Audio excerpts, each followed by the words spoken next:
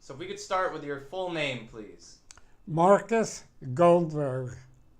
And where and when were you born? Born in Williamsburg, Brooklyn, 1922. So how old are you currently? How old am I now? Yeah. 95. And what day and what month? May 30th, 1922. So your birthday is coming up. Yeah. Great. And which branch of the armed services did you join? The Army. Okay. And what did you do for the Army? Well, I originally took my basic training in Brownwood, Texas. And then we got out tanks, and I was a gunner in a tank. Corporal gunner in the tank.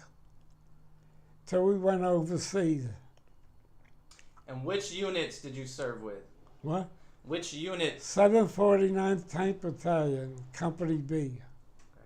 And what years did you serve?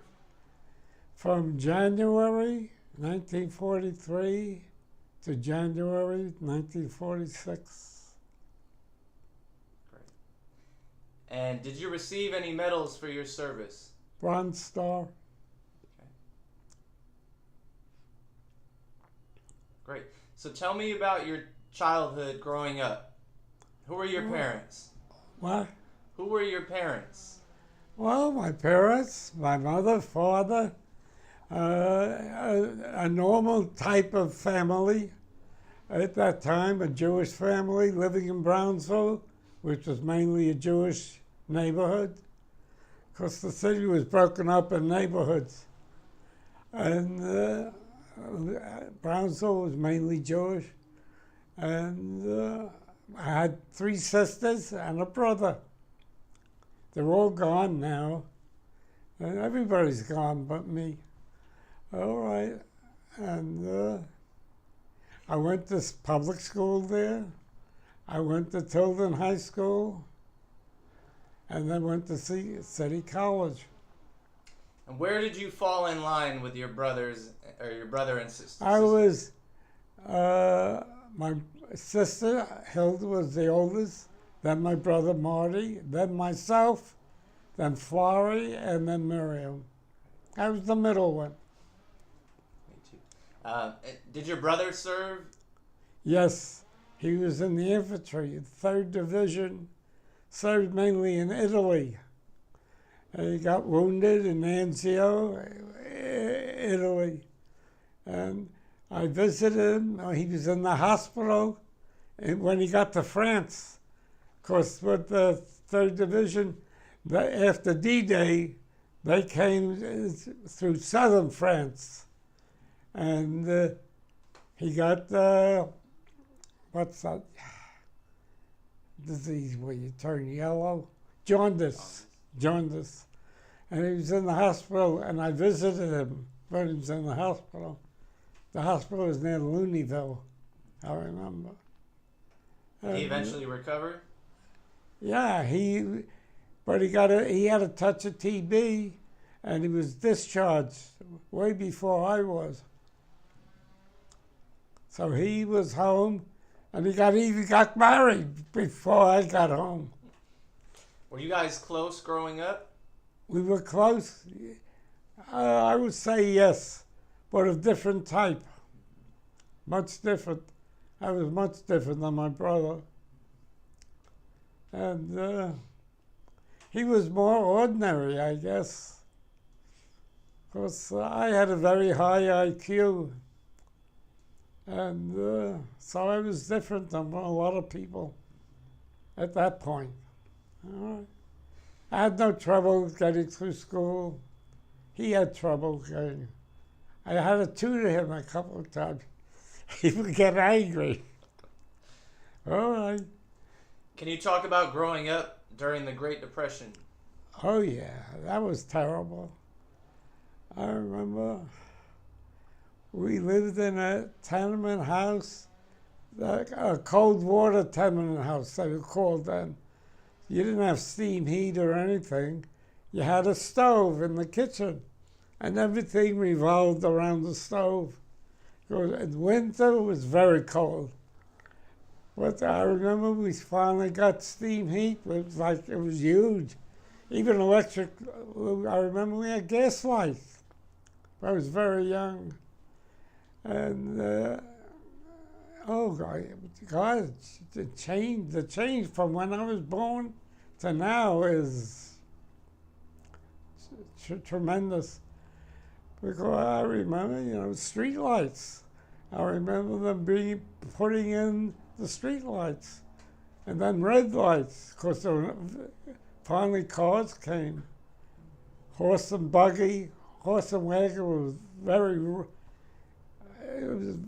one of the excitements wasn't a horse. During the summer, the horses were so overworked, they dropped dead in the street.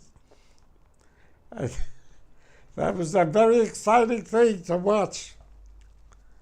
We were kids, and entertainment has changed a bit since then. What? I said entertainment has changed a bit since then, huh? Oh. The Depression, on every street, people's belongings were on the street.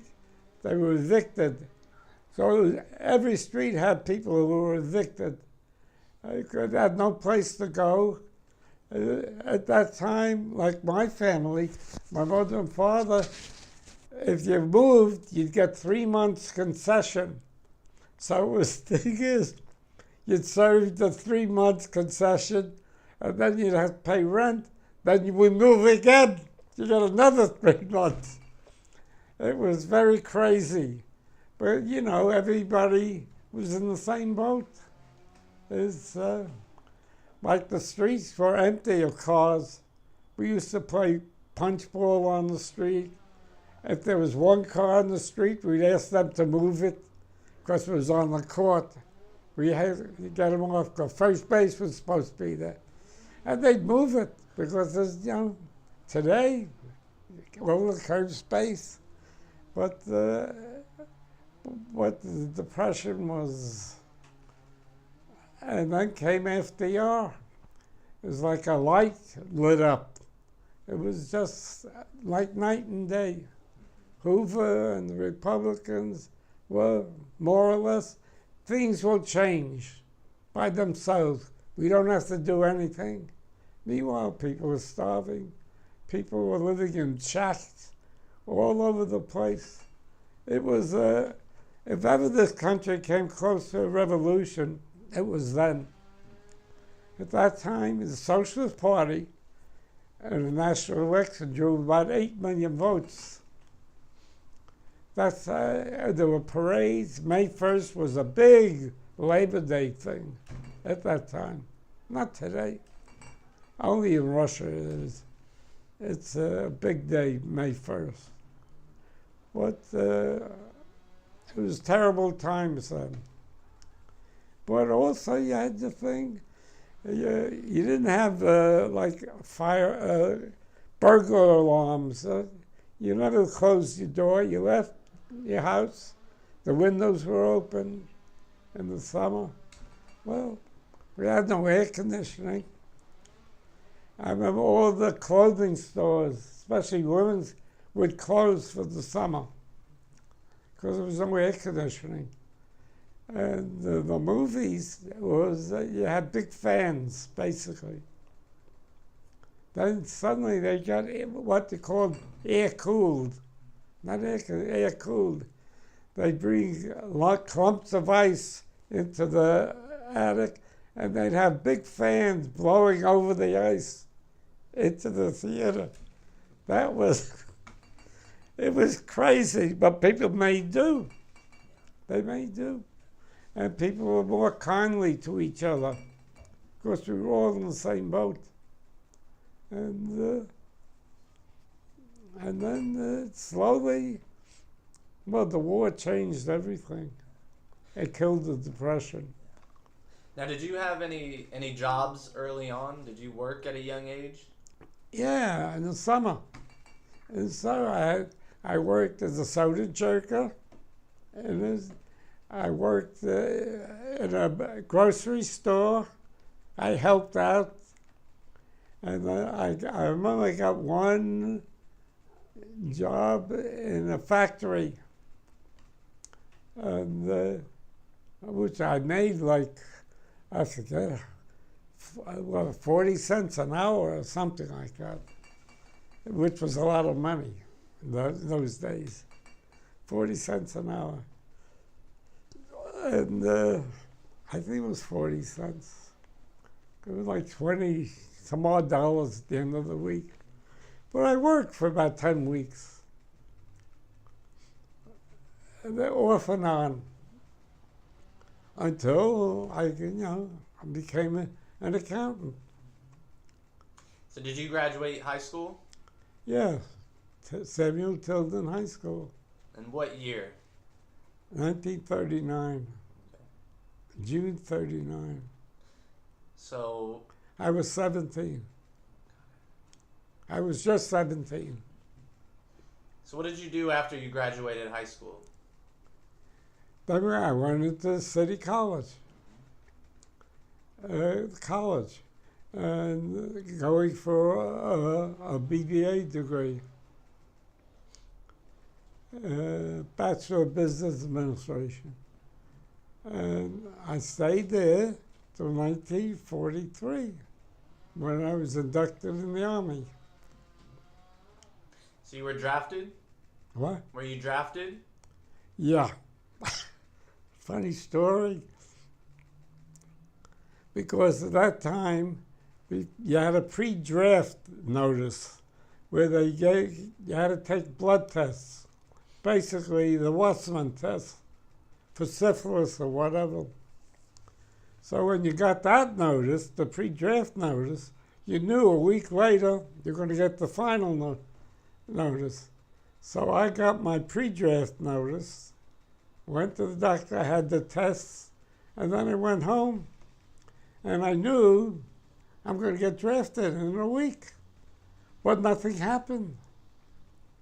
I didn't hear anything, and I was getting worried because I was still in college, and exams were coming up, and I decided not to study because I'm going to go in the Army.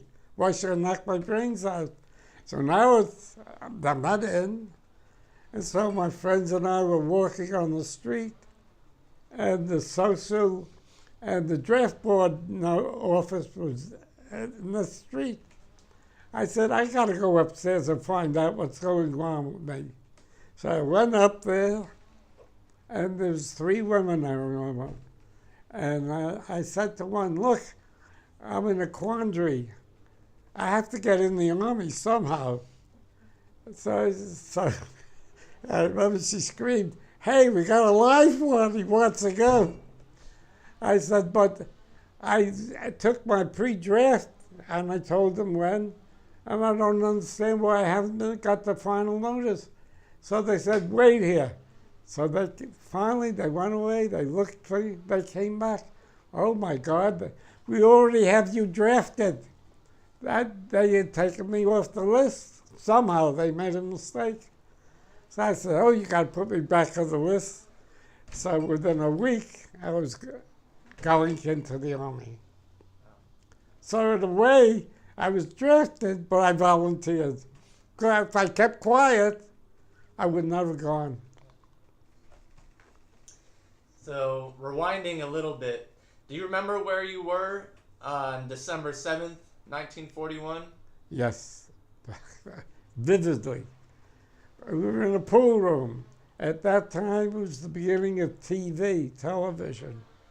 And the Giants and Dodgers, because the Brooklyn Dodgers had a football team then, and a very good football team. And they were playing on December 7th in the Polo Grounds. And we were watching it on TV in the pool room. And we heard over the radio that Pearl Harbor was being bombed. I remember we were looking at each other and we were saying, we're probably going to be in the Army soon because the war was, and over the loudspeaker in Polo Grounds, they gave out the announcement, all military personnel report to their report. And that was Pearl Harbor Day. All right, and then the next day, Roosevelt made the speech. Yeah. And some of my friends volunteered. So others, he said, well, we'll wait and see what we're going to get. Because at that time, if you volunteered, you could pick your service. So my friends picked the Air Force. So both of the two became navigators, and one was part of the ground crew. And we others, we waited out our turn, see where we ended. One was in the Navy, and this one was here. So I was drafted in the Army. And I ended up in the Tank Corps. For what reason, I have no idea. Only the Army would know why I was put in the Tank Corps. And I forgot to ask you earlier, but what was your rank? What? What was your rank? Rank? Yes, sir. When I was drafted? No, after you, when you were discharged. Sergeant. I was a tank commander. Tank commanders were sergeants. The gunners were corporals. So, can you talk about when you went to boot camp? Where did you go to boot camp? Camp Brownwood in Texas, Texas. Camp Bowie, Brownwood, Texas. And how was that experience? I got pictures. Yeah, I'll show you.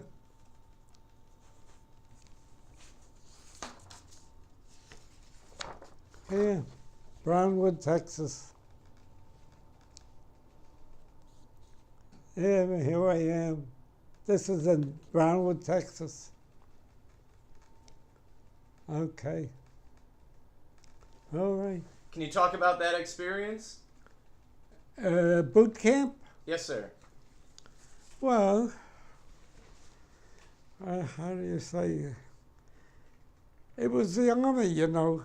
It's, you were in training. You first had to learn how to march, discipline, and slowly you got proficient in all your guns.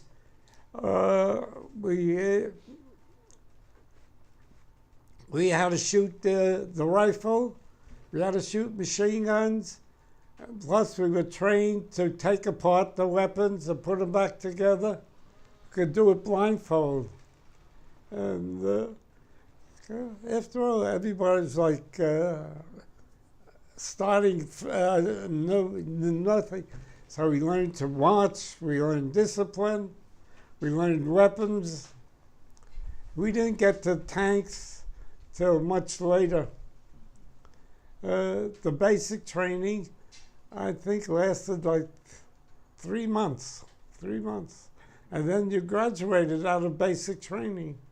Then you went into the real training with the tanks. We got our first tanks after the end of basic training. I remember the graduation of basic training with two things. One, you had to go through live ammunition.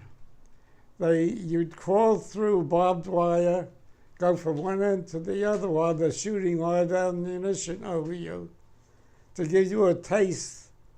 But later we found out it has nothing to do with the real stuff, because you knew they're shooting over your head.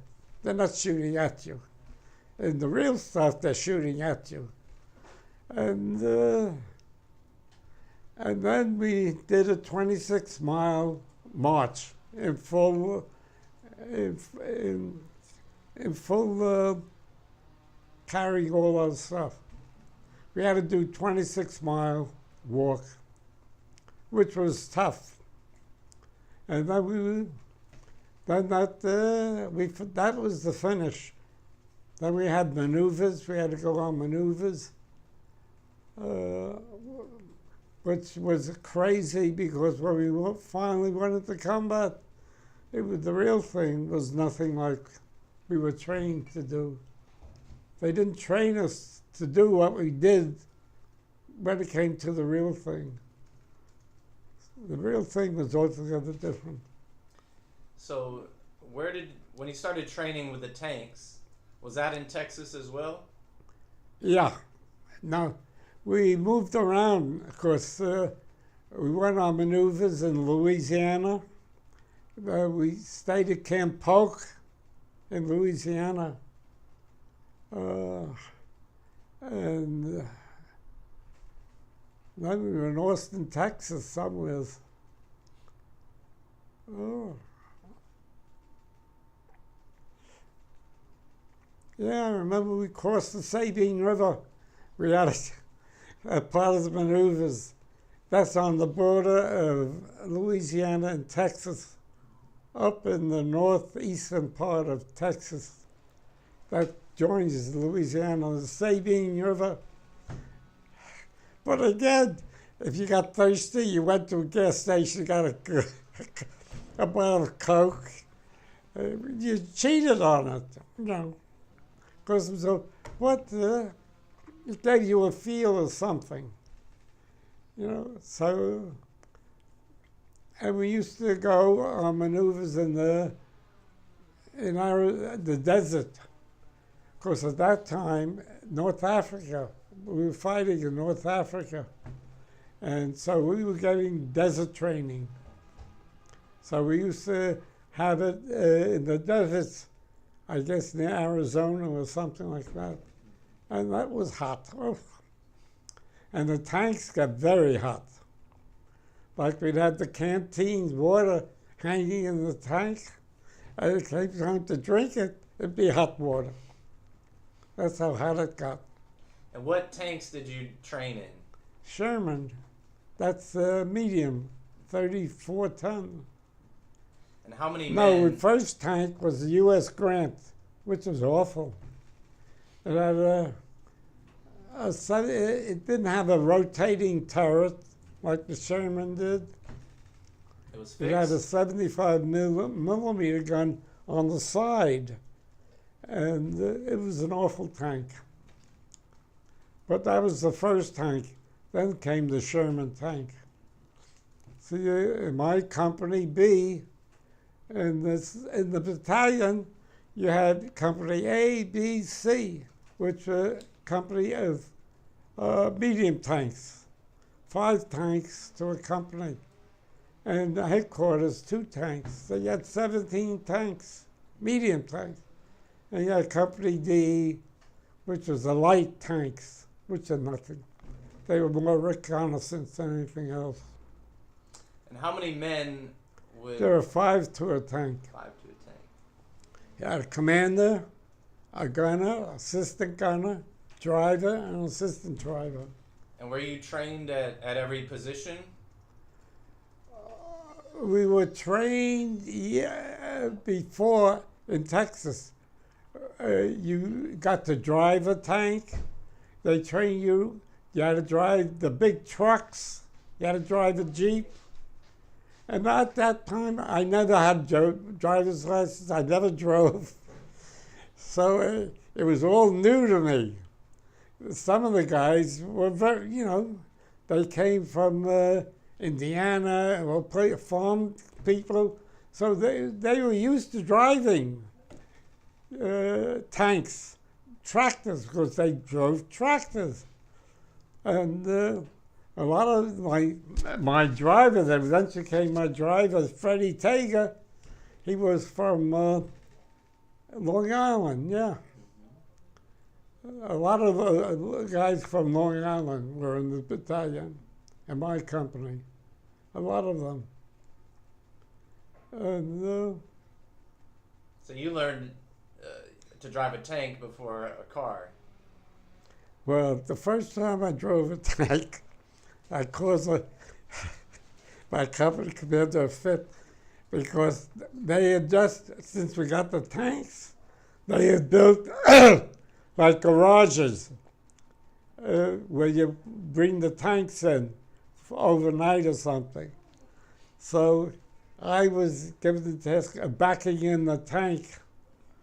So for some reason, I got to go in and I was supposed to stop it. It wouldn't stop. I tried to stop it. So banged into, the whole thing was going to come down. I finally got it to stop. So the company commander said, Goldie, you're not for a tank driver. You'll never be a tank driver. I said, okay. So that was the only time I drove a tank. So as the tank commander, what were your duties and responsibilities? Well, to care for the tank, take care the tank stays alive. And we had to do, if we came, we had to, whatever our duties were, we were called upon to do. If one thing, you see, I always was very annoyed. We never knew what was going on. They just told you go there. But in the big picture, you're part of the big picture, they used to say. But we never really knew what was going on. So, like they started, the first thing, when we first got to France, and our first WWII was the city we had to take. WWII, I remember. That was on the western edge of Normandy, towards the west. And I remember going to battle the first time. We were going up this hill. The infantry were ahead of us, and we were climbing this hill. And you could see the artillery bombs bursting. And you're looking through this thing. I was, you had this like 4x6 telescope that you looked through. Of course, the tank was closed, driving. I was the gunner then. And that's my sight through this thing. And I could see, I remember saying, goodbye to everybody. It's been nice. I said, this is the end. Of course, you could see the explosions and everything. And that was my baptism of fire. You thought it was the end for you. Huh? You thought it was the end for you. What? You thought that was the end for you. Oh, yeah. That was only the beginning. And you were young, you didn't know what was going on. So all your training before, it helped. You knew the gun, you knew how to take care of your weapons, you knew this. You knew quite a bit. You knew how to aim the gun, fire the gun. And again, we were supposed to aid the infantry. That was our duty. In other words, basically, we were supposed to knock out machine guns so the infantry could advance. That was the basic idea. But we never practiced with the infantry in training till we got to France. And we went into combat. Our duty was to aid. You see, we were not part of an armored division. We were what we called the bastard battalion. We were attached to an infantry division, the battalion. So our company had this regiment. Company A had another regiment. Of course, like three, everything was in threes in the Army.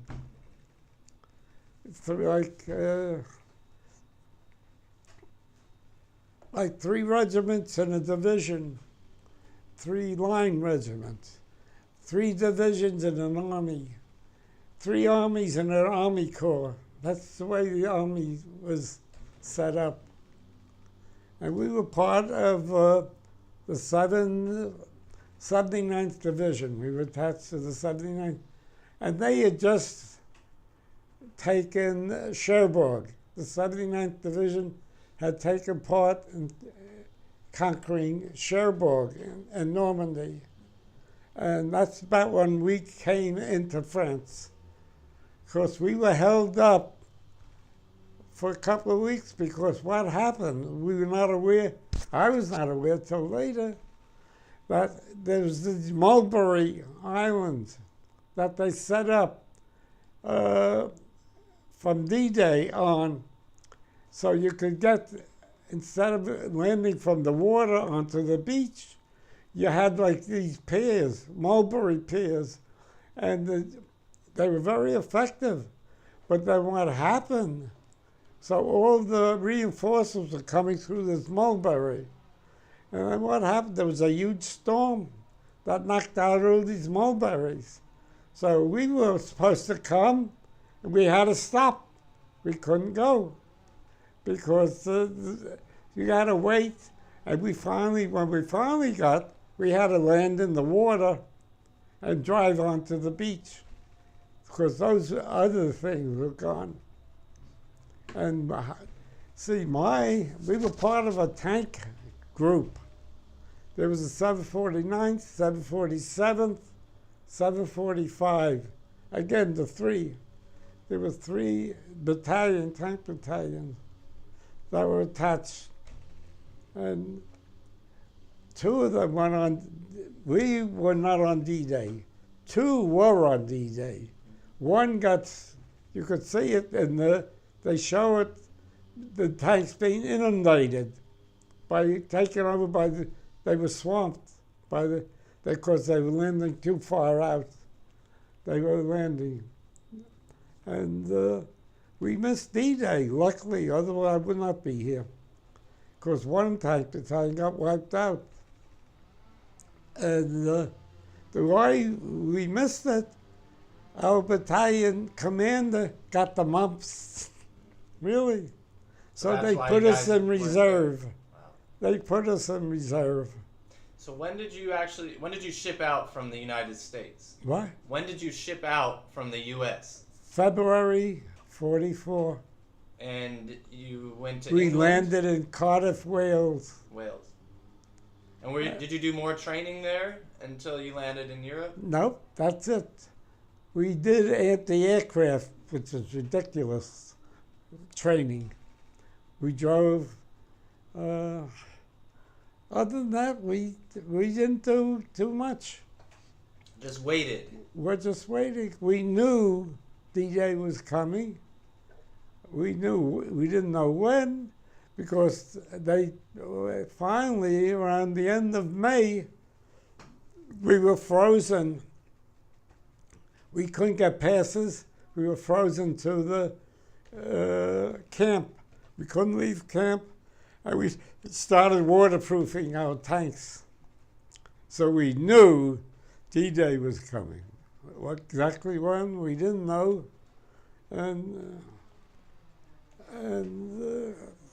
So how I many? remember D-Day, Uh-huh. they woke us up early in the morning, and we marched into the rec hall, and they told us that D-Day was here, and the fighting was going on.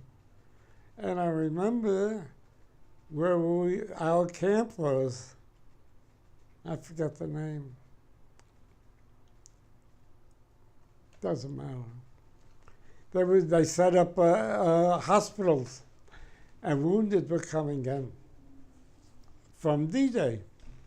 They were setting up, and we sat there. We finished waterproofing our tanks, and then I forget. Then got notice. We had to leave, and we drove into the area, the staging area, before you go on the LSD to go to France. And that's, the V-bombs were flying around at that time. Of course, the Germans were trying to hit where the troops were. And so we were aware that V-bombs. We were on the alert for V-bombs. Did any come close? No. I was very lucky that way, I guess. That's why I'm still here. So how many days after the initial invasion until you About, landed in France? let's see, June 6th, we didn't get there till what's June 21st, June 22nd, something like that. So a few weeks later. Yeah. And where did you guys land at Omaha Beach, or where did you guys land? We landed at Utah Beach, which was on the western end. It was Utah, Omaha, and then the British. So we were on the western edge. Omaha was the one that got the bad thing. That's where, well, everything was bad in Normandy. Again, because we were not trained for it. For some reason, they overlooked the training of what was going to be in Normandy. The thing, they thought we could move off the beaches very quickly and get inland. I guess, but that didn't happen because the British got hung up. They never took Caen. They were supposed to take Caen. So that didn't. We were supposed to take St. Lo, and that didn't happen very quickly until the breakout came on later. A lot of things went wrong that day, but well, that's what or happens. not as planned. That's what happens in combat. You could, no matter what, things do not happen as you think they're going to happen. Because people react differently. Everything is different, and you have to take advantage of what you have. But in Normandy, we learned, because the tanks could not move because it was such a constricted area. And the Germans had everything zeroed in, everything. And we couldn't get through the hedgerows. So you were limited to travel on the roads. And they had all the roads zeroed in. So if you moved your tank, bang, 88 would hit you. And we lost our first tank. The first tank come in, they got shot. And we all learned, keep your head down. Because there was snipers all around. You was tank commander, you stood up there and you had your head exposed. And one guy got shot right off the bat, got killed. Our battalion commander was shot and killed. But Normandy was very, I remember the infantry guys were, they were dug in all along the hedgerows. And we were stationed with them. And you couldn't move. And it was a horrible thing in Normandy, tough. And I remember the bombings. Of course, there was a huge bombing raid because they wanted to break the Germans' will to fight. And of course, they screwed it up again. Of course, a lot of bombs fell short. In fact, the 4-star general, General Leslie McNair, was killed. And the 9th Division, which was right next to the 79th, where we were, their whole headquarters was knocked out by our own bombs because they fell short. And so that was a big air raid that was very ineffective. It killed more Americans than Germans. But eventually we broke out. And how close or how far behind the infantry were you guys? We were right with the infantry. They hated us because we drew fire. If we started up, the Germans would fire at us, the tanks. And the infantry guys would they hated when they said, don't stand next to us. But, all right. But we helped them, if we could. But, well, once we broke out, it was altogether different. Then we could move fast and quick. and we would pick off whatever Germans we could pick off. So how long were you fighting in France for before Right you picked to up a the bit of end. momentum? Right to the end, till we went into Germany. We went, we broke out, I remember. We went through Avranches. We went to Le Mans.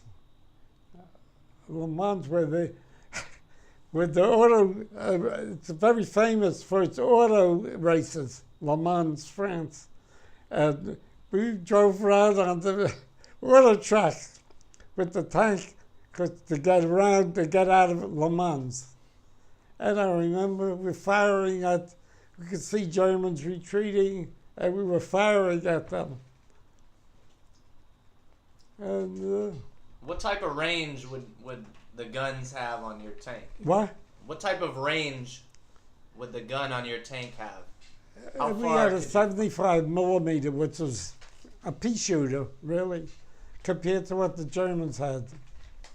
And the Sherman tank had its usefulness in that it was very fast. So when you broke out, you could move very quickly. Of course, that's the main function of it. But in tank-to-tank combat, we were dead against the German. We couldn't stand up against them on a tank-to-tank fight. Did you experience any of that? What? Did you experience any of that? Oh, yeah. Funny one. I was still a gunner, and we had stopped because we ran out of gas at that time.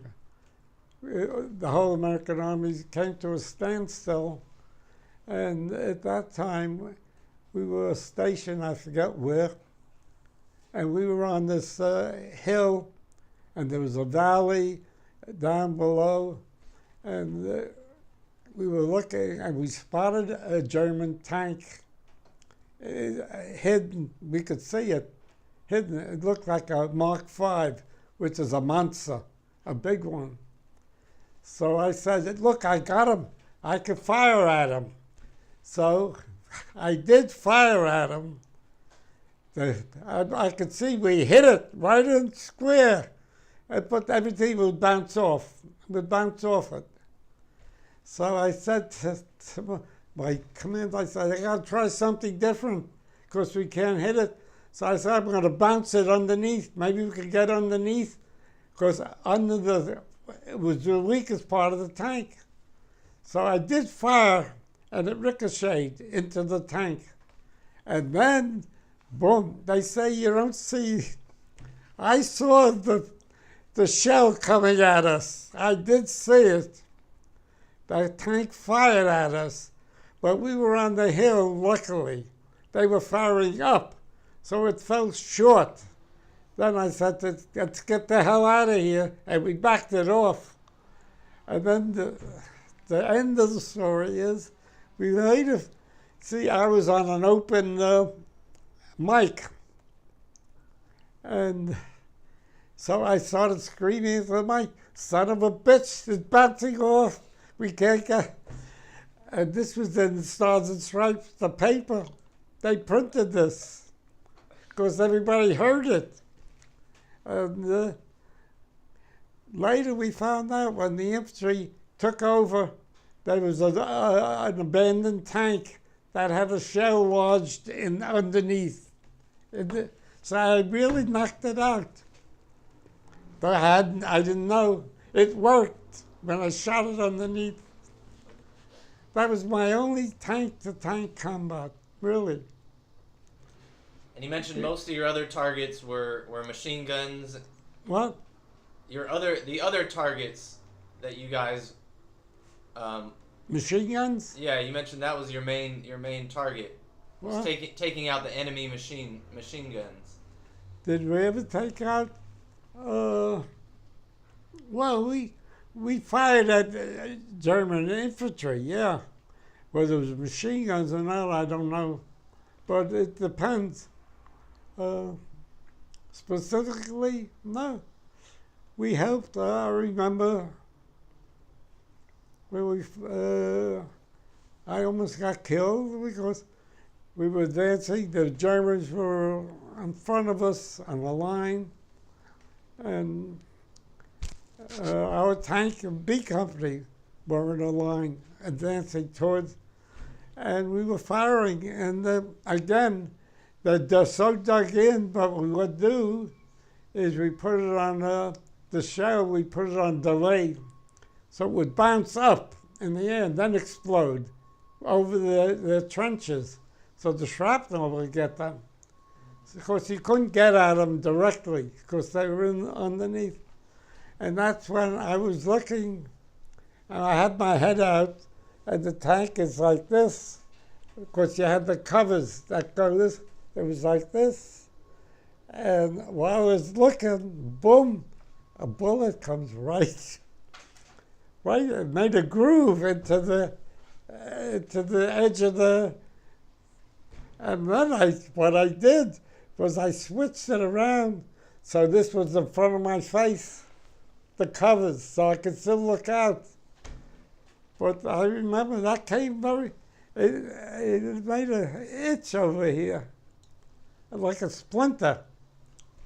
But that's as close as I came, really. I've had other things where 88 would just miss me. But with German infantry, that's the closest I came for them to kill me. What happened with the 88s? Oh, the 88? Well, that was a great weapon, the 88. See, the Germans had great weapons, much better than what we had in every respect. They had better machine guns, they had better tanks. But the 88, I remember again, I was lucky. We were advancing. Again, we don't know why we were advancing. We're told to go ahead. And we had a new platoon commander, a lieutenant, a new one. And he was a gung-ho guy. Oh, gonna go. There's no way you could attack an 88. A tank could not attack an 88. First, you'd have to find them. They knew where you were. You didn't know where they were. And that's what you come to. We were like veterans already. This guy was a rookie. He was gung-ho rookie. So I said to him, we're in trouble with this guy. He doesn't know what he's doing. And so he was going on, and boom, the 88, we hear it. And the shells come flying. We were lucky because we were on the hill. We were downhill, and the shell went over us. Again, the shell went over us. We were lucky. So I said, let's get back, get out of here. So I don't know what the lieutenant did. I don't remember. All I know is he didn't last long because he didn't know what he was doing. Yeah. And when were you promoted to but tank the commander? worst thing with the 88 is when my company commander got killed right in front of me. That was the worst. That I'll never forget. He was a big 6'3" guy, James Redford. And for some reason, our platoon, the 5 tanks, which I was a member of, were going to attack something. Germans were up on a hill, and all of a sudden, my tank could not go. Of course, again, my luck, I guess. At that time, the tanks, you had trouble with the gears. Of course, it's a heavy tank. The gears eventually would go, and it couldn't move. So I was stuck. And and the German gun opened fire on our tanks that were out in the field and knocked out one. And they were getting, and Redford got angry. You could see the German tank up on the hill. He says, I'm going to get that bastard. So that my tank was sitting there doing nothing. So he gets in the tank, and I'm with him. I said, I can see it too up there. So he said, I'm going to get the bastard. So he fires once, and he's short. Then he's going to fire again. I said, Captain, we better get out of here. They're going to fire back at us. We you know. So he said, no, I have to get that bastard. So I said, well, he said, you go, Goldie, go. Get off, get away. So I jumped. As I jumped off the tank, bang. I hear a big bang. He got hit. And that was it. And I'll never forget that. Just as I jumped off, it happened. And I said, you had to get out of here. He wouldn't listen. He was also gung-ho, but you had to know when to be gung-ho and when to be careful. Because the Germans out-weaponed us. And we never got to, we lost, I don't know, we lost 2 tanks that day, and we lost our captain. Were you pretty close with your commander? What? Were you pretty close with your commander? Well, we all were. You know, we looked up to him. Yeah. See, he had been hurt. He had been wounded and was out. And he had just returned to active duty and took, he should have stayed out longer. But I remember he and Lucas, his Jeep driver, he says, Goldie, let's go find the captain. So I went with him, and there he was, laid out. As I said, he was like 6'3". It's like you were looking at somebody who was 5'5" or something. Half of it was gone. And I still see it. All right, that's one of the horror things. Like, I don't know if you ever saw the movie Story of G.I. Joe. Well, that's where the captain gets killed of this infantry. And I always remember my captain when I saw that movie. So that was one of the worst moments ever in the whole damn war. And how do you move on from that? How do you continue fighting? You continue because you still have to go on. It's still going on, you know, the war. They're still firing at you. You have to fire back. It's, you go. You do your duty. It's, you never know, you know. You know, you go to sleep today, you wake, you know you're going to wake up in the morning, you're going to have breakfast. But, you know, when you're in combat, any day, any minute, it can happen. You're under that condition, so it changes a little, but it's still, that condition's still there. You're in harm's way. Every minute you could go, you could be killed. And it happens, you know. It does happen like this. So you're under that strain day in and day out. Does that start to wear on you? Yes, it certainly gets some. Again, some people crack under the strain. Some people go on.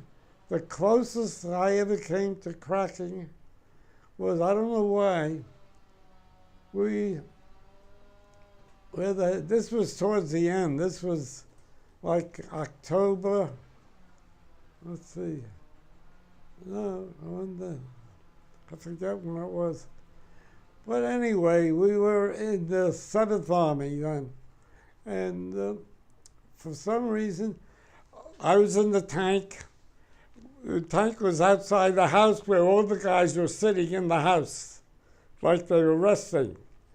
And you had to do sentry duty. So I was sitting in the tank all by myself, and the guys were in the house. And I knew I was in the safest place of all. But I remember I said, son of a bitch, if they're going to shoot at me, I says, I got to pick something out where I get $1 million wound.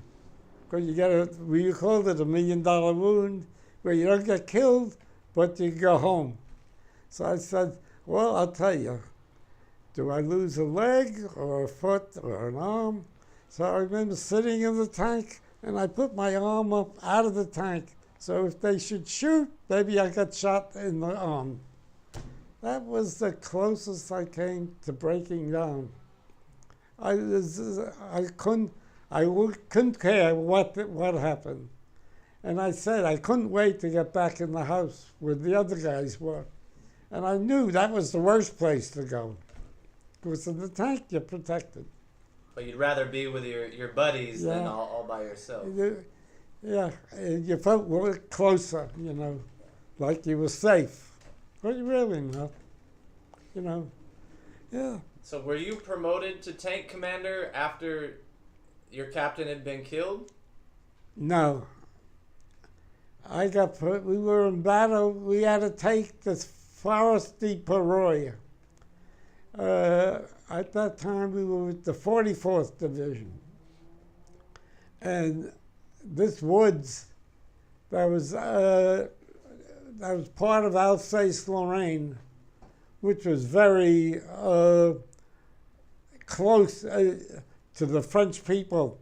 Because in World War I, the Germans took over Alsace-Lorraine from the French, and they wanted it back. Because the 79th Division, their insignia was the Cross of Lorraine. Of course, they were called the Alsace-Lorraine Division. And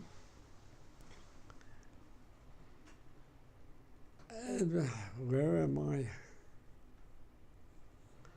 Oh, where am I? I'm lost. Oh. I'm talking about when you got promoted. Oh, in the Forest Paroy. And I also remember this was a big deal because they dug a big shelter, a huge shelter where a Jeep could drive in. And I said it was the bigwigs were supposed to come and watch the attack on the forest because we were supposed to take it. The Germans had promised they would never give it up. And supposedly Eisenhower was supposed to be there, Patton, to watch this thing. So we attacked. So I was the gunner, and we entered the woods, with the infantry, and we were firing. And then we got hit by a bazooka, knocked our tank out. It knocked the track out. Luckily, it didn't hit the turret. Otherwise, you're dead. But they knocked the track off, so we were knocked out. So my tank commander, Seymour Freed, that was his name, he said, I quit. I'm not doing this anymore. I don't care what they do to me, but I'm not going to go into combat anymore. The company commander was there. Company commander instead of Redford then was Woods, James Woods. So he says, okay, Goldie, you're the commander. That's where I became sergeant. Because Freed quit. They could have court-martialed him, really. But what they did, they broke him down from sergeant to a private, and they put him in the service and supply platoon. So he drove a truck for the rest of the war. And that's how he got through it. How do guys? That's how he became a tank commander. But how do the guys look at him for doing something like that? No. Is there any? There, but the grace of God go I, Yeah, but is there any judgment towards somebody that would abandon their crew? He cracked up, but he didn't crack up entirely. Yeah. It happened, Some guys cracked up really bad. But, so you take it, you can't castigate him. Yeah. Of course, you're thinking of doing it yourself, but you don't. So, but he did it. And whatever you want to do to me, you could do. But I'm going home to my wife and kids. That's right. He's from Birmingham, Alabama. That's the story. That's how I became a tank commander. That's how you do. Go up, People get killed and you take their place. Did you experience any other close calls? Other close? Oh, lots of close calls. Under artillery bombardment is the worst. A tank, if a 155 millimeter shell hits a tank, it could split it wide open. So even though you're protected from shrapnel, the shell could still knock you out. And if you're under artillery bombardment, that's very frightful. Because there's nothing you can do. You got to just sit there, and the shells explode all around you. That happened quite often. And how long would those bombardments last for? It could last anywhere from a minute to a half hour. It depends.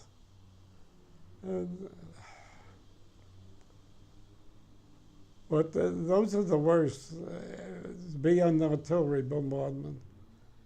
I only experienced one, of course, thank God the Germans didn't have an air force. In Normandy, they used to, at night, they'd fly this one plane over and he'd drop bombs and then take off, just to annoy us more than anything. And I remember that first or second night in Normandy, and we heard the plane, and we heard the bombs dropping. But that's the closest to air bombardment I came to. And, that's another thing. The sergeant of my company, the master sergeant, the top sergeant, his name was Richard Death. His last name was Death? Richard Death. And somehow, because we were short of tank commanders, Freed was moved to another tank, so Sergeant Death became my tank commander. And he was very pissed off because he didn't want to be in combat. He almost got us killed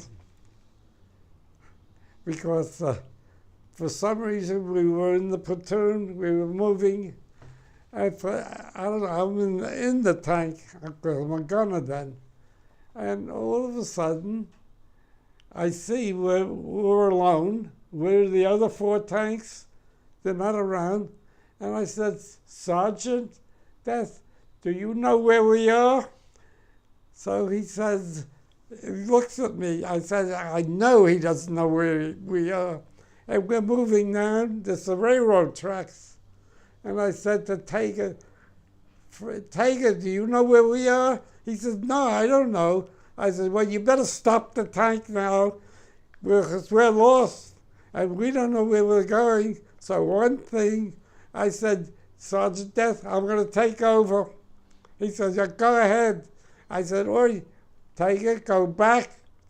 Go back slowly. Let's back up slowly. And while we backed up, I turned the turret, the gun pointing ahead, and we were backing up. And we found the platoon. But otherwise, we were going to go right into German hands. I said, Sergeant Death. And then we got freed back. And he was so happy.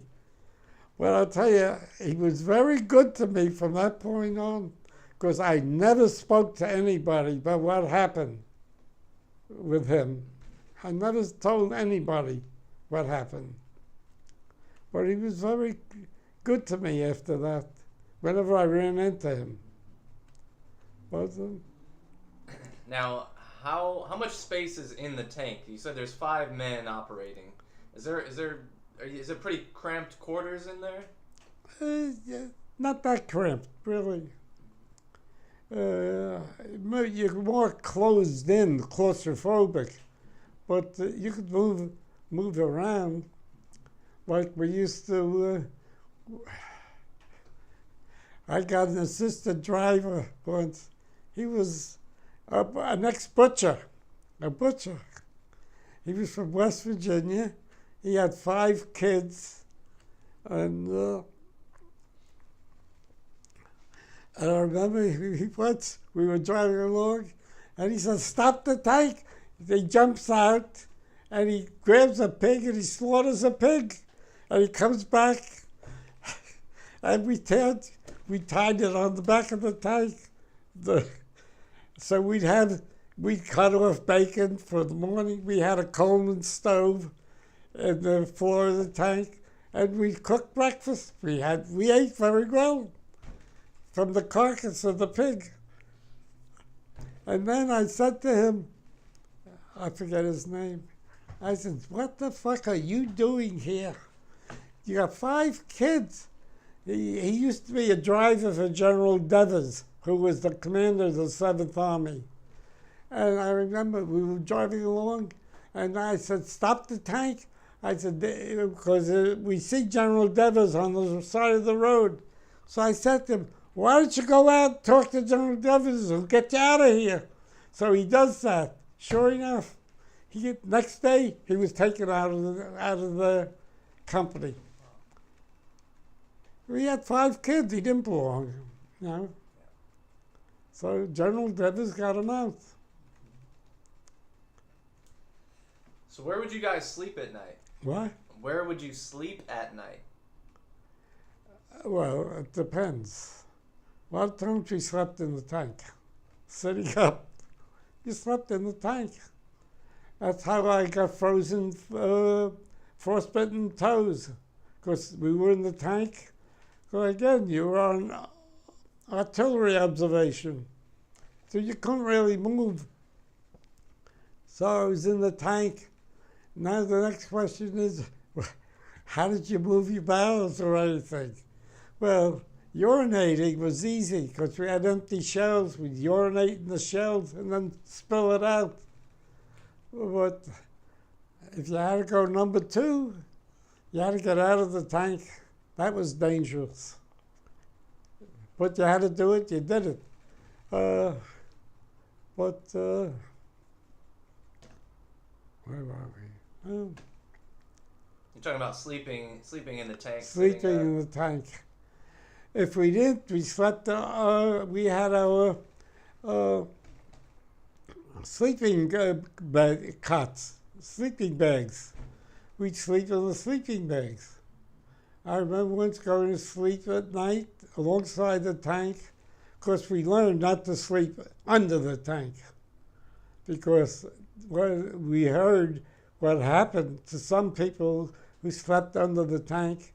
Like if it rains during the night and the tank sinks and you're underneath. So we learned not to sleep under the tank. You learn these things. So in training, you never know this. And that's what makes you a veteran. And I went to sleep, and we woke up. That time we were near the Vosges Mountains, and we were covered with snow. It snowed during the night. But Occasionally, we'd get to sleep in a church instead of outside on the ground. But you may do wherever you were. If you had to sleep on the ground, you slept on. If you had to sleep in the tank, you'd sleep in the tank. But because I got stuck in the tank, that's how I didn't know I had frostbitten toes until one day I noticed they were turning black, and I thought it was dirt. So I started rubbing to see if get the dirt off. So no, I had to go on sick call. They gave me a salve or something.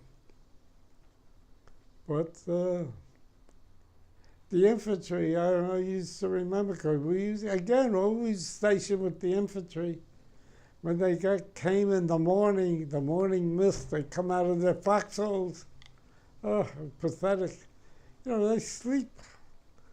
There's nothing like the infantry. How bad.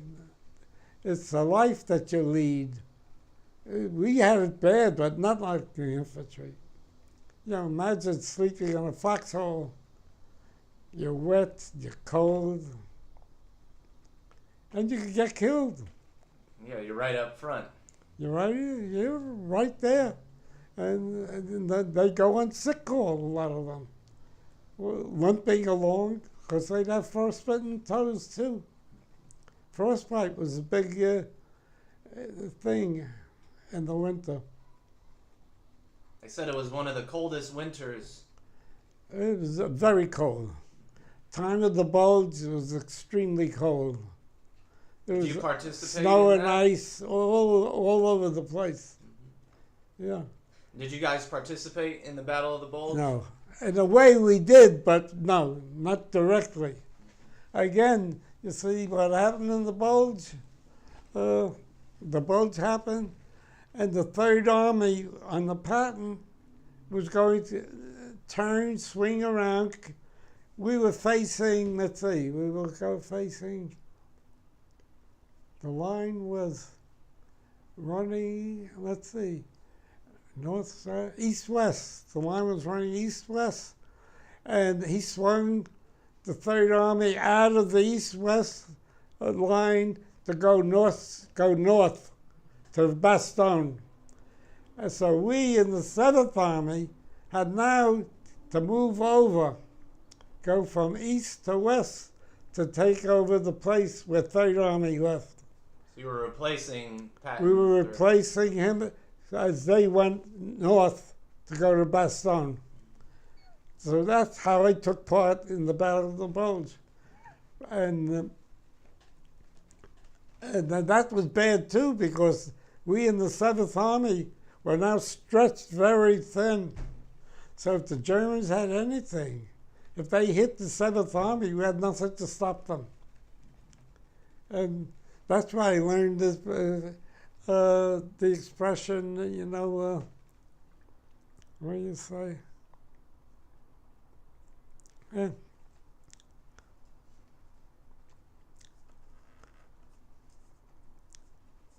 Because I remember we had to go on guard duty to watch out if the Germans were going to attack. I think it was the Saar River. That's where we were overlooking the Saar River on this hill. And our thing is, one tank would go on duty and return, and we would replace them. It's like we were doing sentry duty, watching out. And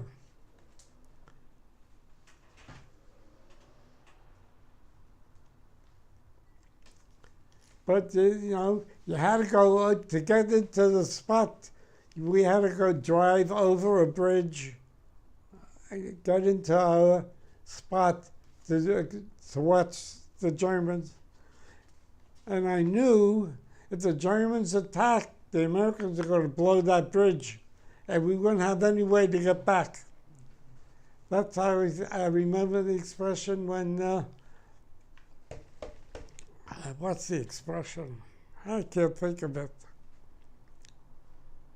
It doesn't matter. All right. So That's one incident. There are many incidents. And But every day you never knew what was going to happen. And Did you think you would ever make it home? did I never thought that way. We never thought that way.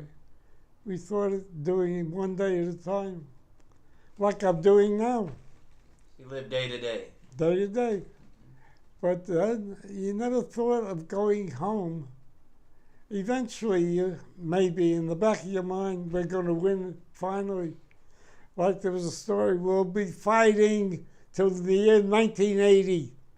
You know, who knew? Because the end, of course, with the Bulls, you know, the Germans all of a sudden came. So we really didn't know, but we always thought that we were close. But again, once you start to think that way, then you don't want to take any chances, you know. But the Bulge was December. You know, we had to still go till at least May. There was a lot of things. But I remember we entered Germany, yeah. We crossed the Rhine River. In the middle of the night, we crossed the Rhine River. Did you experience any resistance there? No. See, the thing is, at that time, first, the Americans were lined along the Rhine River, and Montgomery with the British was making a big deal about crossing the Rhine River. We were with Patton, Third Army then. And in the middle of the night, we got orders we're going to cross the Rhine River. So we crossed. The Remagen Bridge happened before. I don't know if you know the story of the Remagen Bridge. They were supposed to blow a bridge over the Rhine, and the Germans didn't, and the Americans captured the bridge. And they sent about 100,000 men across that bridge before it collapsed. So we had already crossed the Rhine. We had a bridgehead across the Rhine. So a lot of the German troops moved up towards Remagen, where the Americans were. So it was wide open where we were, and Patton took advantage, and we crossed the Rhine River in the middle of the night. He set up a pontoon bridge, and we crossed. And the next day was a big deal with Montgomery. Churchill was there, and we were all across, the American Army was across. And Montgomery had all the publicity. He had a parachute drop, but all that was wasted because we were already across. I know, we were all laughing. I said, what's the big deal? You know, we were here, we crossed it. All right. I remember we went in Germany, it was called the Palatinate. It was like the southeastern part of Germany, bordering Switzerland. It's called the Palatinate. So we were fighting the Germans there. Again, it was a different fight. Also, always, when we were going through Germany, we had standing orders. If we came across a town and they didn't surrender, if they offered resistance, we're not to go into the town. We're supposed to bomb the town to bits. We blow them to bits.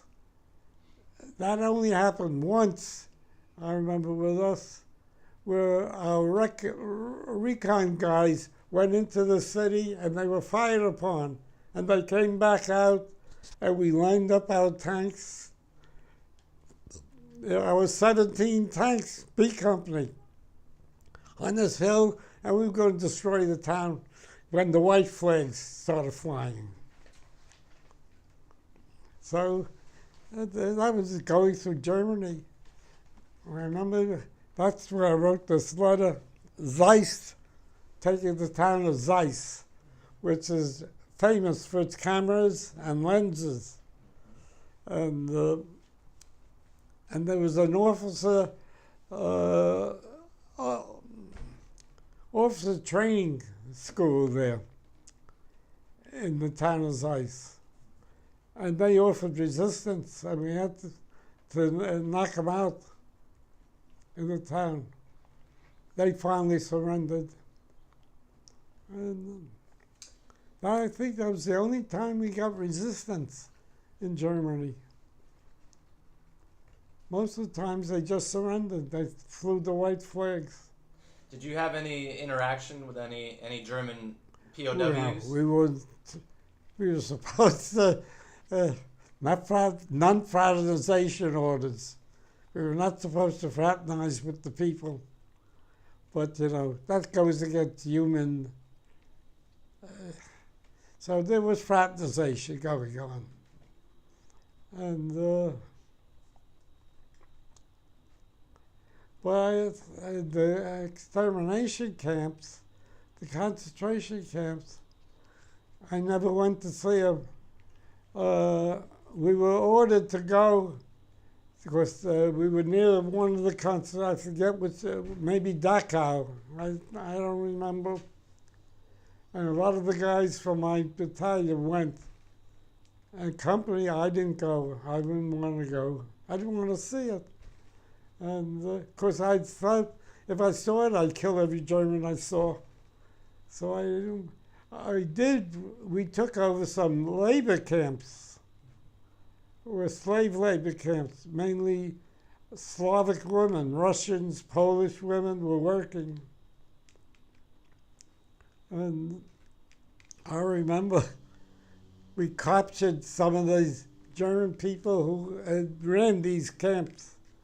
And the women came, we had them standing, and the women started spitting at them, you know. So one of my guys, Kennedy, he was the tank commander too, an Irishman from Long Island, Kennedy, and he says to the women, "Hit him! Don't be afraid, hit him!" So he says, like this, boom, he hits them. And then they started hitting these guys, the women, cursing them and hitting them. And we were standing there watching. And finally we said, enough, you know. But that was something. We did liberate a prisoner of war camp, I remember. An English prisoner of war camp. And the guys there were prisoners from Tobruk, which was in North Africa. So they were there a long time. Maybe 4 years. How happy were they to see you guys? Oh, they were pretty happy. They were in pretty bad shape too, very thin, all of them. They were pretty happy. Yeah. I never liberated an American war camp. But that was towards the end. And even there, you had to worry about getting killed. Because, you know, the snipers or all these people. Now, let me ask you, did you ever experience any anti-Semitism being Jewish yourself? In my company, no, not really. Not really. My commander, Redford, no. None of it, not really. No, there was no, that existed, yes. Homosexuality existed, yes. But all undercover, but we knew it existed.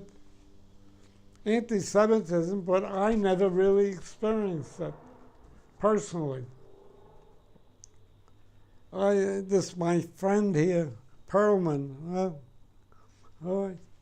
he was company, when we went overseas, he was left behind. So he was put in an infantry company. And he wrote me later, he experienced anti-Semitism. So, but I personally, no. We had the company, our maintenance lieutenant was Jewish. One of the platoon leaders, Friedman, was Jewish. So it was an integrated unit more. I remember they did, while we were in training, Camp Bowie, they did come. There was one guy in the company who was from Long Island, who was a German, a Nazi. And the FBI came and grabbed him and took him away. That's the only thing I remember. Of course, the Nazi Party was big in Long Island. They had a camp in Long Island. Yeah, there was a big Nazi party Really? in Long Island. Tiger was, let's see, my driver was German. My gunner was German. Yeah. Steiger, Arthur Steiger, Frederick Tiger, they were German. I remember the Tiger had the rosary beads hanging wherever he's driving. And his sister was a nun. And he says, "Goldie, I'll pray for you." He said, "My sister's praying for you too." We had a good time sometime. Funny.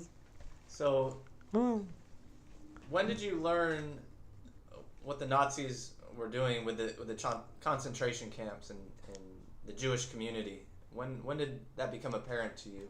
I ran into them after they were liberated, because they were walking around, because they had these prison uniforms on. But it had very little to do with them, really. Right.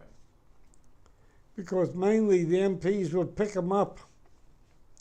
And because at the end of the war, there were people wandering all around, trying to get home, like walking. They come, where's their home? Yugoslavia. You know how far that is? And they were, eventually, they were picked up, a lot of them, and by trucks they were driven home. But the Jewish people that were liberated, they were taken care of differently. So we had very little to do with them. I remember in Lyon, there was a Jewish couple that I had lunch with, yeah. And they told me their experiences in Lyon with the Germans. Little did I know later that the German commander that was commander in Lyon, General Bobby, was later tried as a Nazi criminal. He was the commander in Lyon. Of course, he was telling us, this Jewish guy that we had lunch with, that all the bridges, the Germans would station themselves, and as men they'd make them pull their pants down to see if they were circumcised. He says, so he never would cross bridges, only at night or something. But it was very tough for the Jewish people. If they survived, they had to live underground. He was telling me the whole story. But there were not that many Jews. I remember the synagogue in Lyon, Rosh Hashanah, they opened up the synagogue. It had been boarded up. It was opened up. I remember, I don't have the pictures when I was there. I lost a lot of pictures. And it was 1944. It had to be 45. Because the war ended 45. This was the war ended. This was like September 45. That's when Rosh Hashanah is, yeah. And I didn't attend services there, I know. I know it was opened up. I don't know why I didn't go to services there. Maybe they didn't have services yet. There were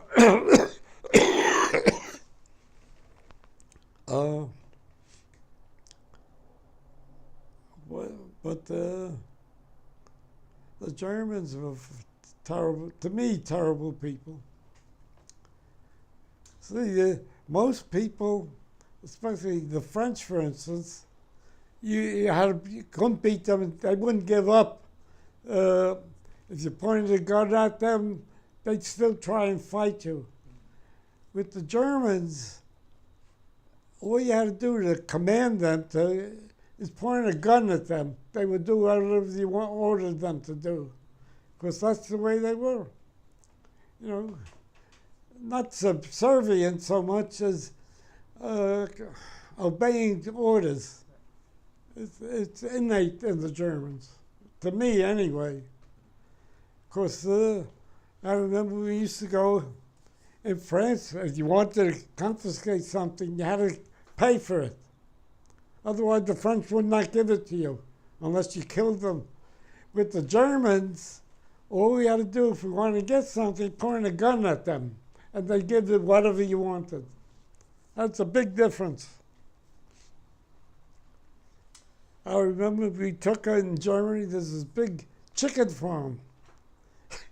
And we went over, we got the eggs, we picked up eggs, and we took some chickens. The Germans are screaming, but we did. So the guy says, "Here, we'll pay for you." We wrote out something and gave it to them. It was a big chicken farm. But we had very little to do with the German people, per se.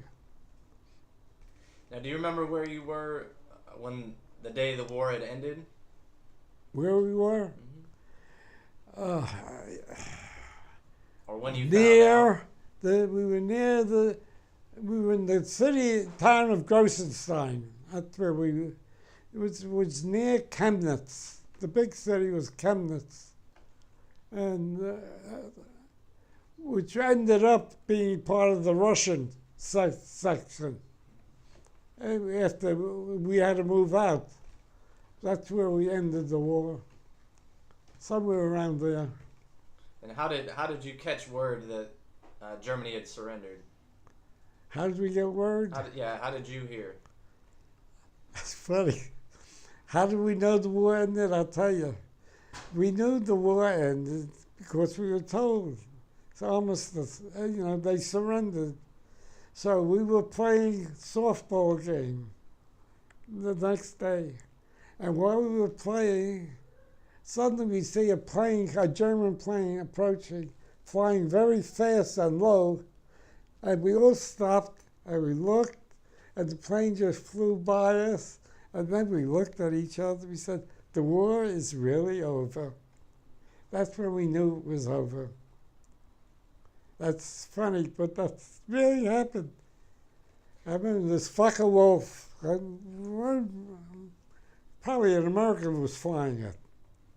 And how did you feel knowing that the fighting was over?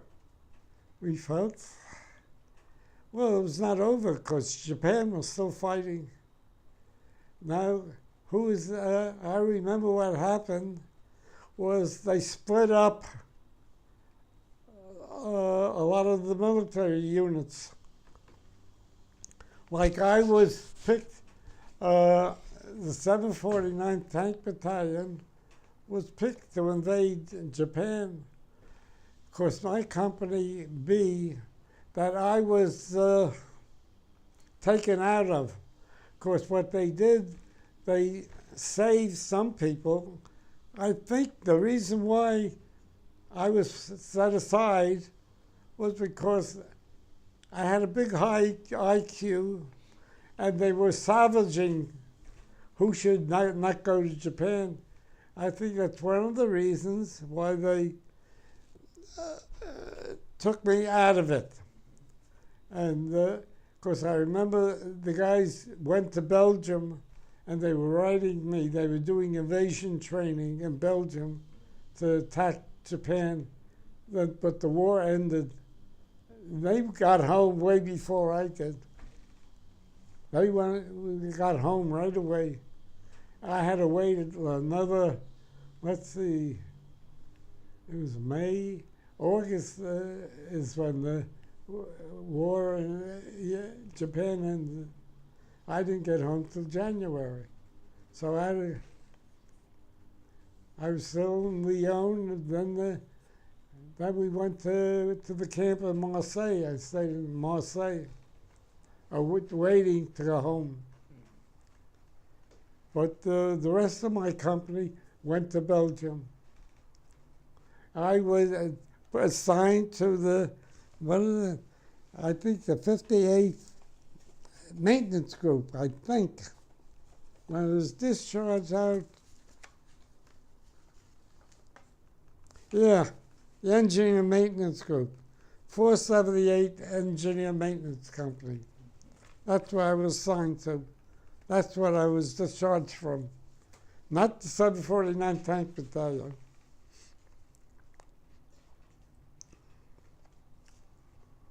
So how did it feel to get back home once you finally did? It was, I remember, I think it was a Friday night when I left Camp Dix Friday. I was getting discharged. And you go through the discharge formula.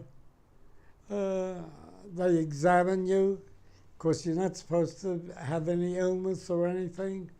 You have to be 100% cure. And they gave you the money, discharge money. I think it was like $250. You got your button. And they also, did you want to sign up for the reserve? Yeah. But I said I had enough of the Army. But anyway, you're all part of the reserve.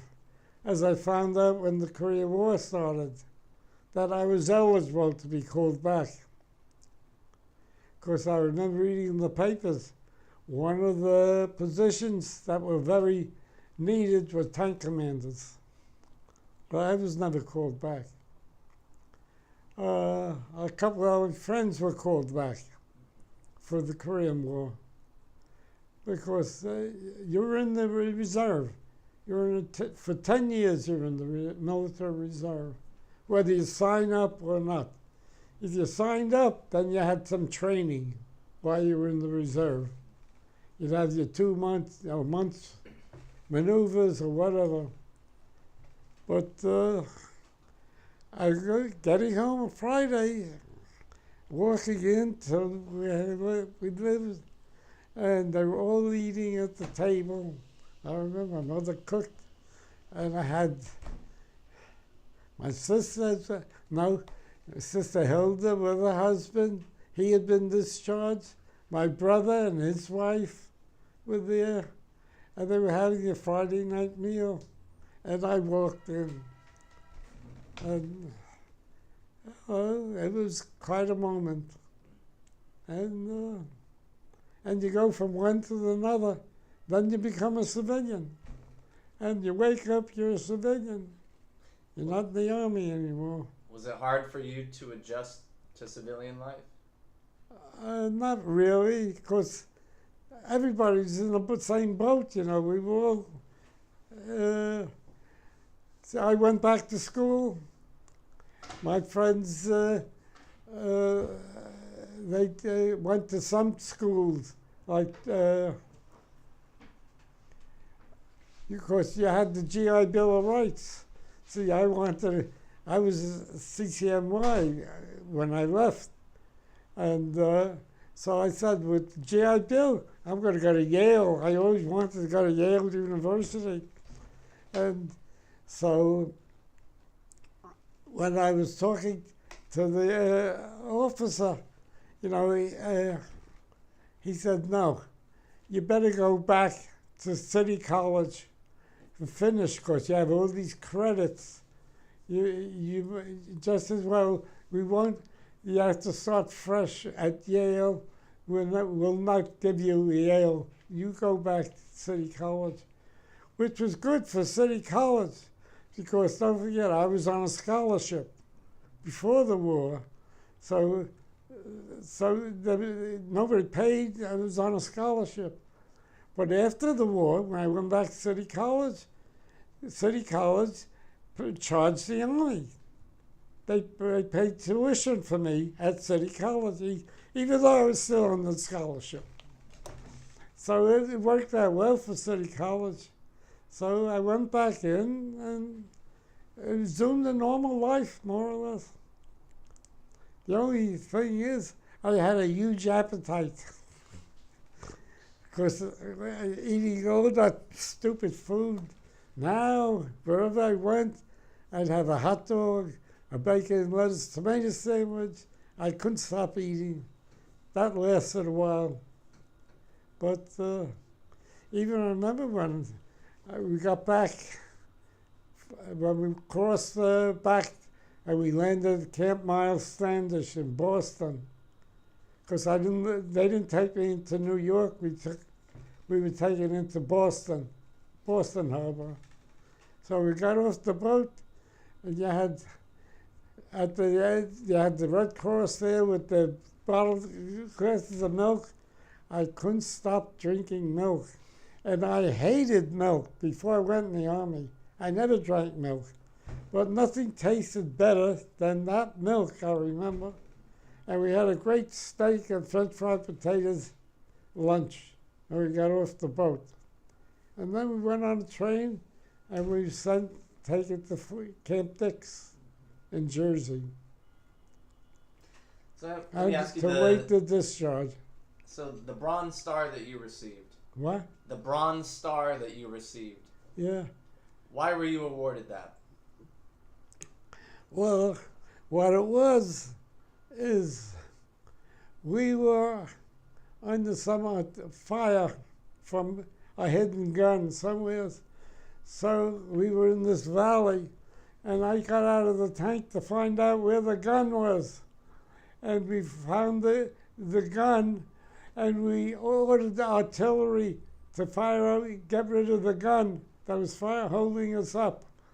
And if you got out of the tank and walked, you got a medal.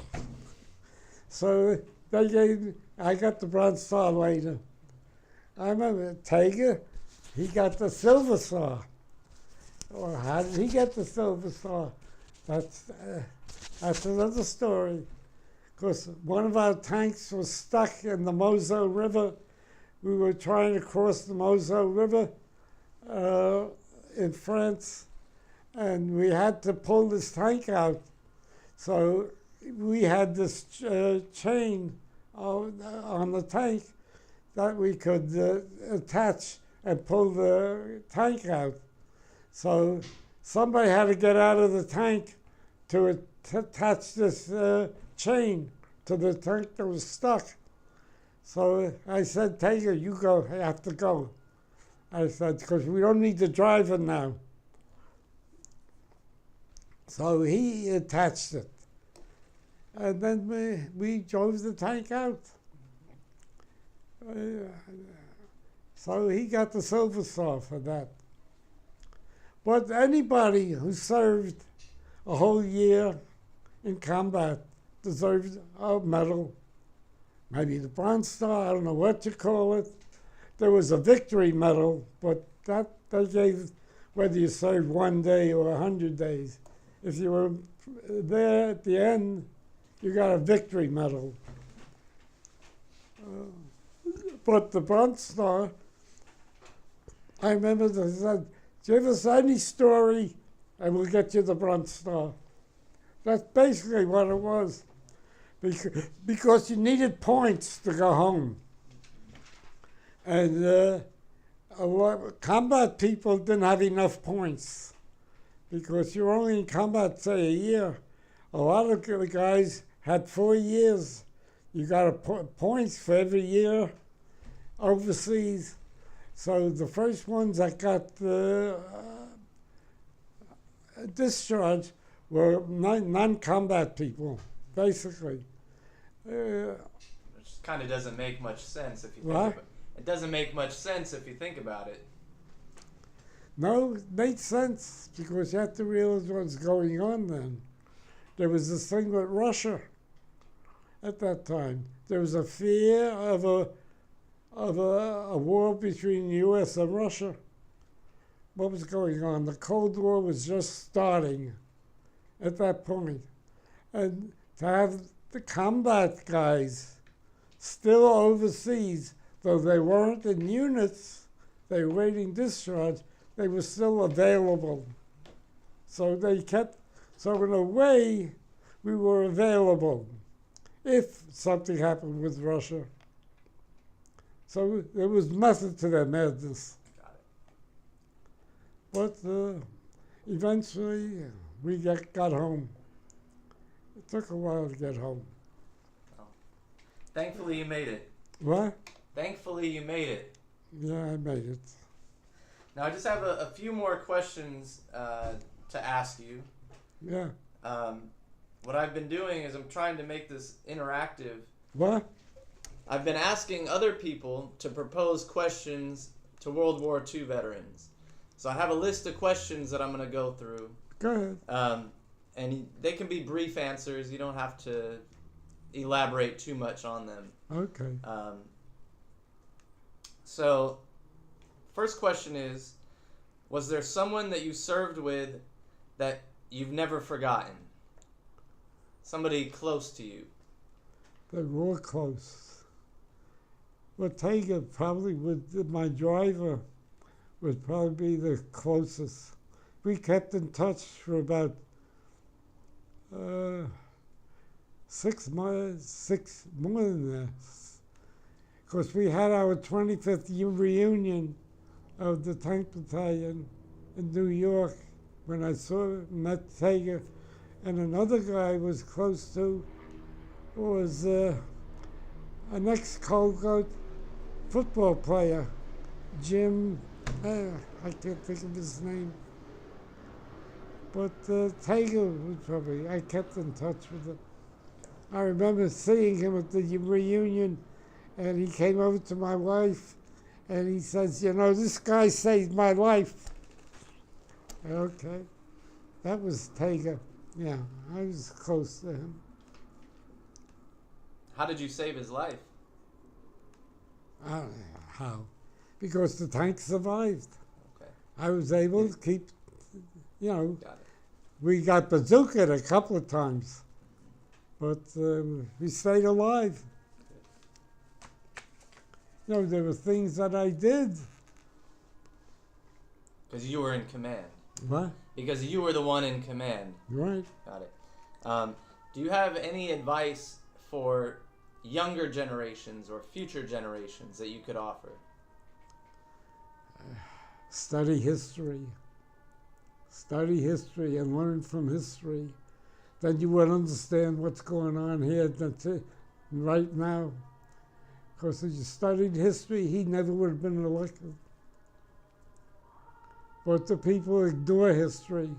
And if you ignore it, then you're going to repeat it.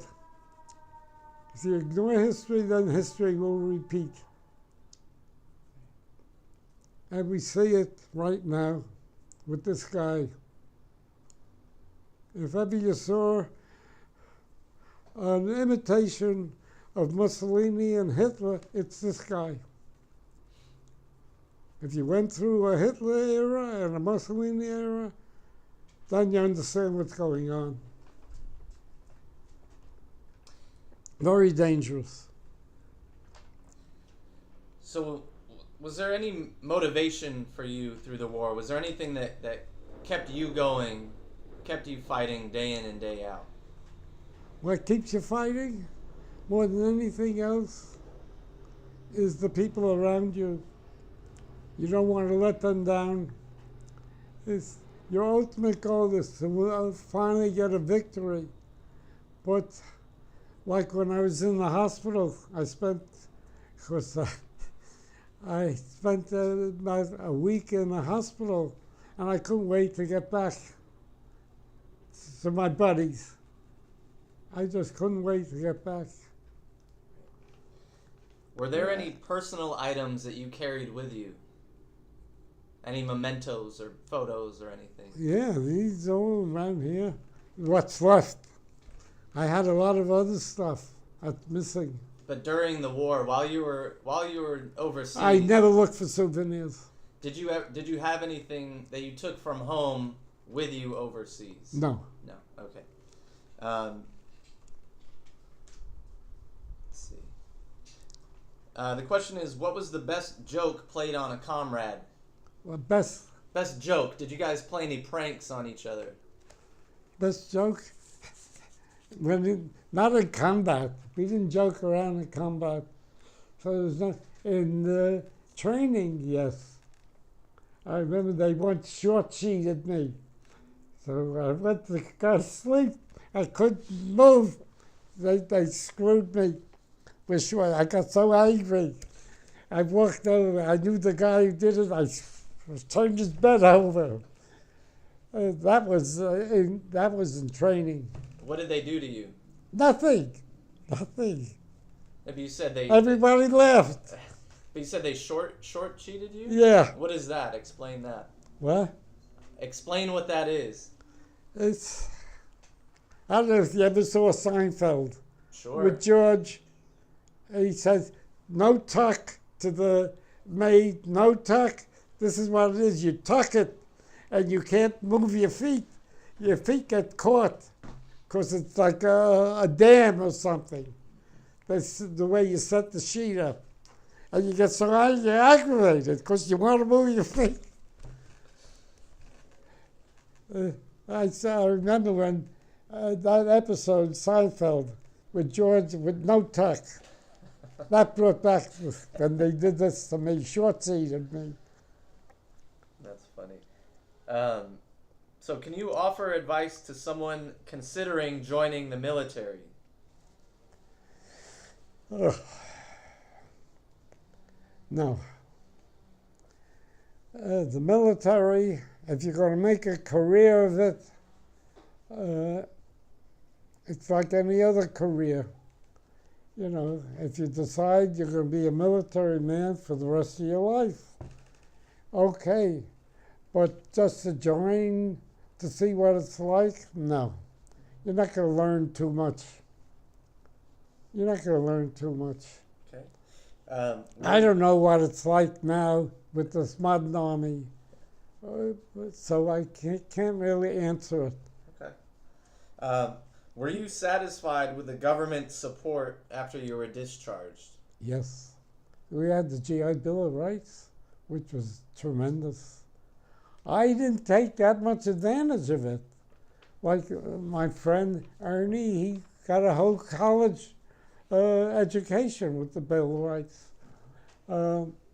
Because I was a senior in college. I went for 6 months, and I got my degree.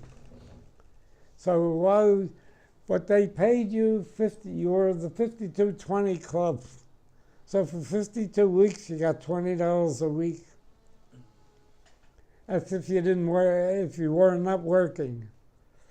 So I missed out on that because I got a job right away. After I graduated college in August at 46. So I only got about 6 weeks of the 5220 club. My friends got the full 5220. Hey. But the GI Bill of Rights was very, yeah. Good. So the next question is, given the hell that you endured, were there any positives that you were able to take away from any of the experiences? Any positives from the war experience?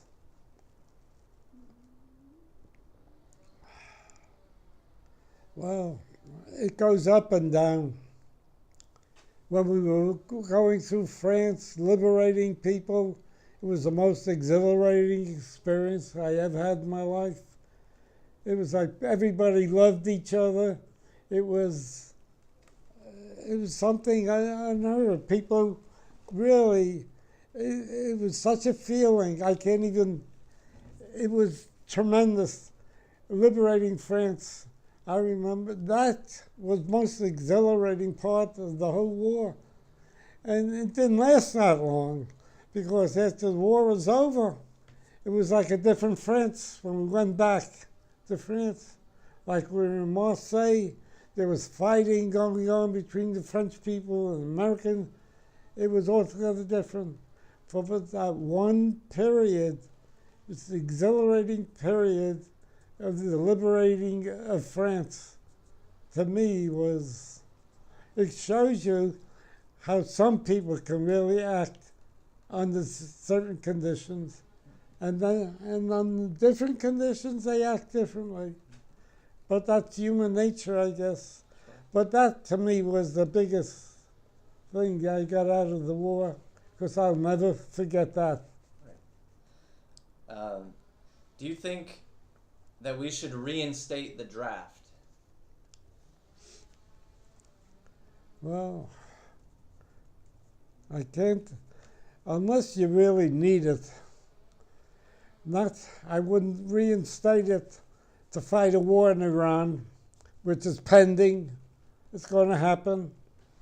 I would not do it for a war in Afghanistan, which is wars, meaningless wars that's going on. I would not put people in the army to do this when it's not even needed. If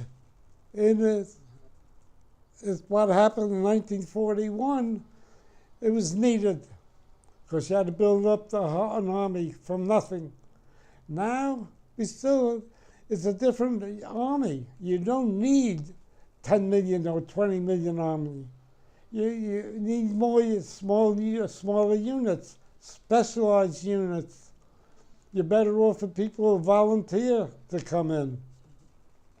So I'm really, at this point, I would say no, I'm not in favor of the draft.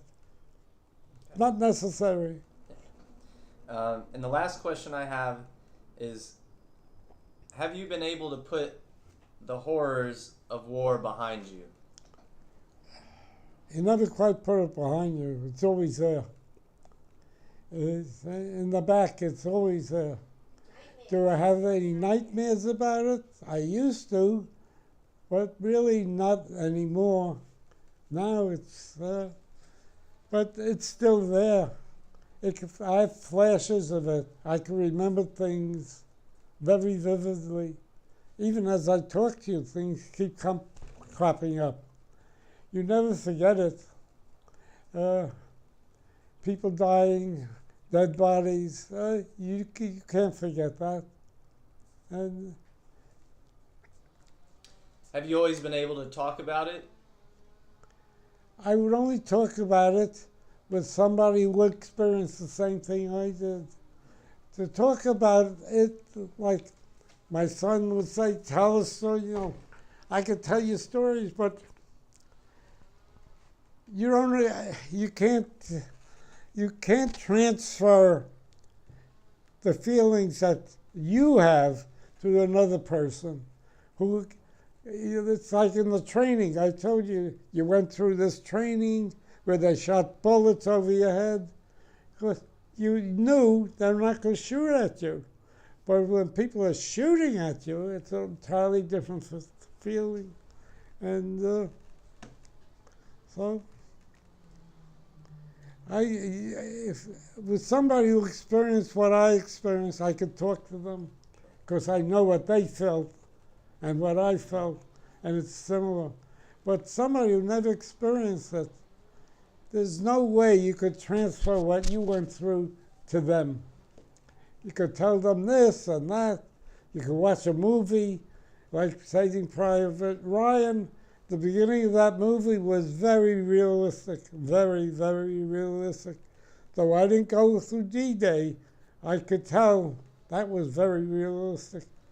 And but the rest of the movie was strictly Hollywood. But you can't transfer that feeling. You have to go through it. So when I talk about it, I haven't met anybody. I'd love to know if anybody from the 745 Tactics is alive. I would love to know that.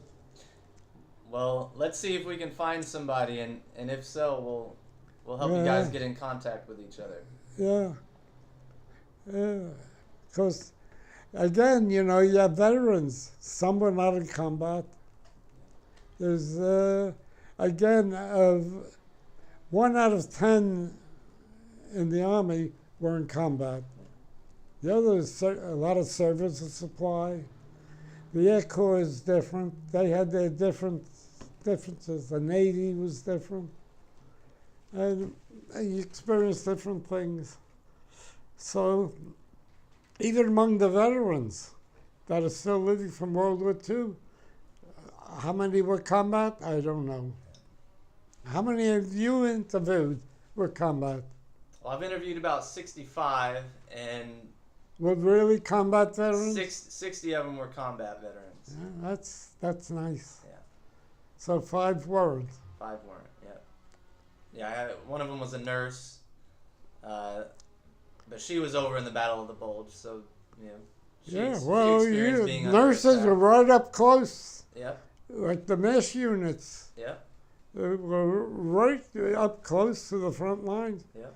Like if you were wounded, like when I had to go on sick in combat, when I had my eye was closing, my face was swollen, and I just had to walk over to the unit that was there, and the doctor examined me. And they put me in the hospital. But the nurses were very, very close. The hospitals were back. But the mesh units were right up close. They did the first examinations. I felt very funny being in an ambulance with the guys who were really shot up, and all I had was a swollen face. I felt very funny, I remember. But what caused it? I think I got hit by the turret, because we hit, did we hit it? No. A shell burst right near us, and this thing came down and hit me right across here. I think that caused all the swelling. Somebody said you had the mumps, you better go to sick call, because you got to get rid of the mumps, otherwise you get sterile. So I went on sick call.